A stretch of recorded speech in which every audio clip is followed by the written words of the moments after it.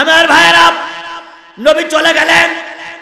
বুড়ি একটা টিলার পরে উঠে যতক্ষণ রসুল চলতেছেন ততক্ষণ এক নজরে তাকায় রসুলের জন্য কান্না করতেছে। রসুলের জন্য চোখের পানি ফেলাই কান্দে, রসুলের জন্য কান্না করে, রসুলের জন্য মায়ার কান্না কান্দে। এমত অবস্থা আমরের ক্ষুধা লেগে গেছে, আমরের ঘুম ভেঙে গেছে।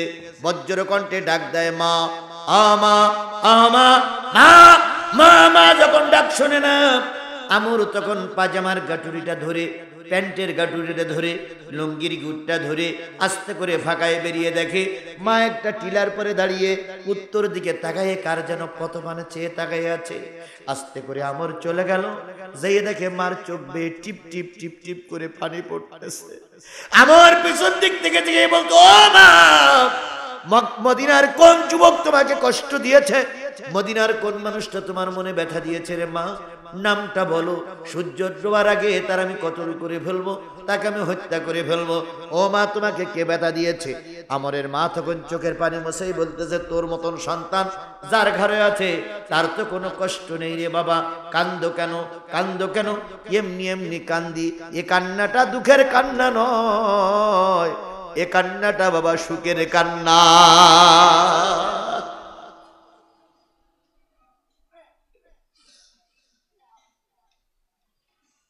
আমর ডাক দিয়ে বলে, মা ঘরে চলো।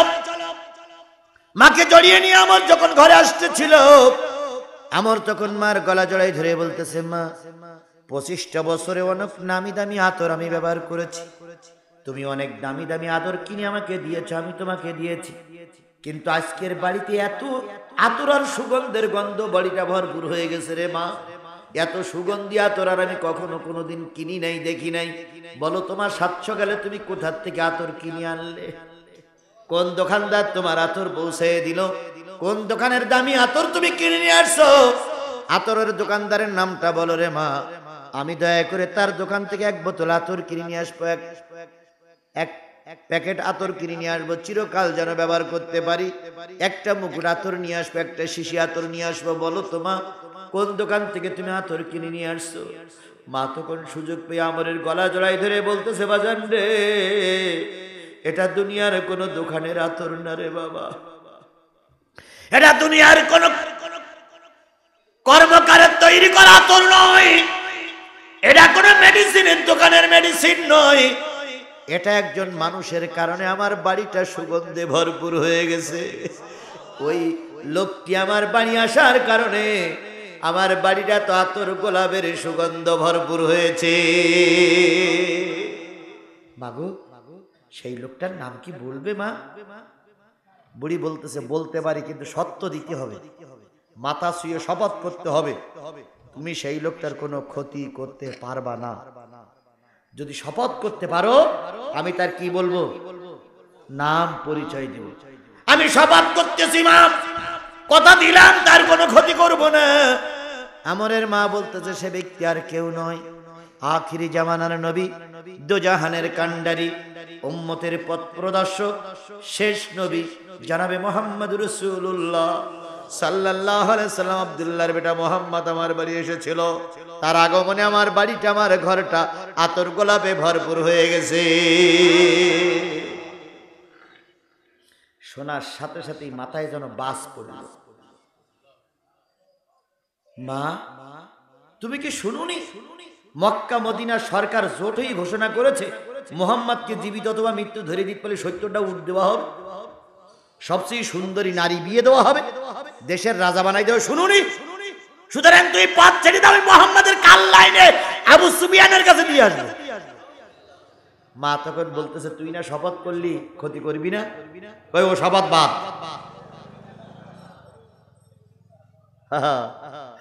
আমাদের নেতারা কয়, আমি যদি এবার ক্ষমতায় যেতে পারি,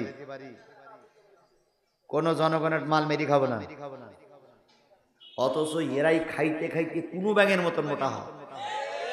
কথা বলেন ঠিক না বেঠিক? আবার মা পিলে এসে কয়, আমার নামে লেখেন 50,000, ও তো জনগণের টাকা, তোর টাকা তো না। খেয়ে দিয়ে কুমির হয়েছে, এখন সেই টাকা দিচ্ছ। আর আমি তো কুমির হই না, এই জন্য আমি 1 টাকা দিই। তোমার ওই 50,000 টাকা চেয়ে আমার 1 টাকার দাম অনেক বেশি। আমি নির্ধারিত টাইম বলেছিলাম শেষ।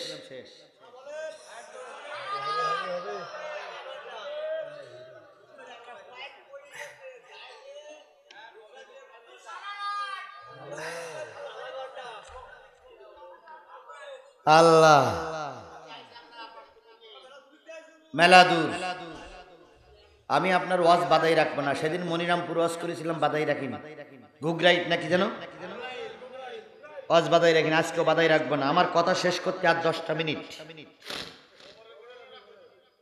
দেব। 10 মিনিট দেবেন, 10 মিনিট দেবেন, 10টা মিনিট আল্লাহ কবুল করে। আমি শর্টে নিয়ে আসতেছি, আর বেশি দিন যাবো না। শর্টে নিয়ে আসছি, সবাই মিলে খেয়াল করে আমার ভাইরা, খেয়াল করে আমার ভাইরা। বুড়ি যখন বললেন, আমরের মাথায় তখন সম্পদের নেশা, ক্ষমতার নেশা, নারীর নেশা, পাওয়ারের নেশা চেপে বসেছে। ওর শপথ কি করেছে? ভঙ্গ করেছে, ভুলে গেছে। মা তখন বললেন, শোন, তুই আমার কাছে শপথ করেছিস, তুই যদি আমার সন্তান হইস মোহাম্মদের মারতে পারবি না। রাখো মা, তোমার শপথের চাইতে এই দেশের সরকার হওয়াটা আমার বড় জরুরি। মা বলিছে, মাথায় হাত দিয়ে বলতে ভোট দাঁড়াবি না।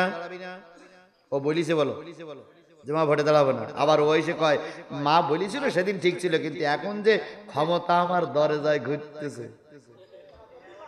70 লক্ষ টাকা দিয়ে প্রতীক নেসলাম, আর আমি ভোট করবো না বললেই হইল। অথচ মাল ক্যালেমেন্টুস। 70 লক্ষ টাকা কার টাকা? সব এই জনগণের টাকা। কৈফিয়ত দেওয়াই লাগবে। আপনারা গণতন্ত্রের প্রতীক, আপনারা বলেন না যে আপনারা গণতন্ত্রের প্রতীক? আপনাদের ভিতরে গণতন্ত্র গিজ গিজ গিজ গিজ করতেছে।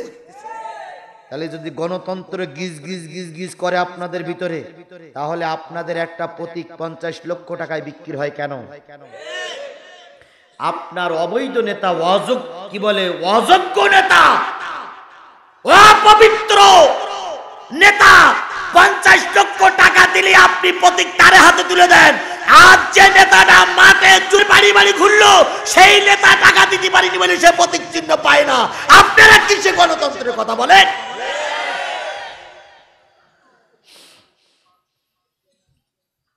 টাকার কাছে যারা বিক্রি হয় তাদের মুখে গণতন্ত্র মানায় না। কথা বলেন ঠিক না বেঠিক? ওগুলো বলতে হয় তাই বলে। মা বললেন যে আজকে থাক, আগামীকাল ওয়াদা করেছে রসুল আবার আসবে। কি কাজ নিয়ে? দাওয়াতি কাজ নিয়ে। সেদিন তুই মারিস, আসবে তো? মা তখন বললেন, আমি জানি হুজুর যা বলে গেছে, হুজুর 2 নম্বরই করবে না, হুজুর ওয়াদা খেলাপ করবে না। কথা বলেন ঠিক না বেঠিক? হুজুর বলিছে 10টার সময় আসবে, 10টার সময় এসে হাজির হবে ইনশাআল্লাহ।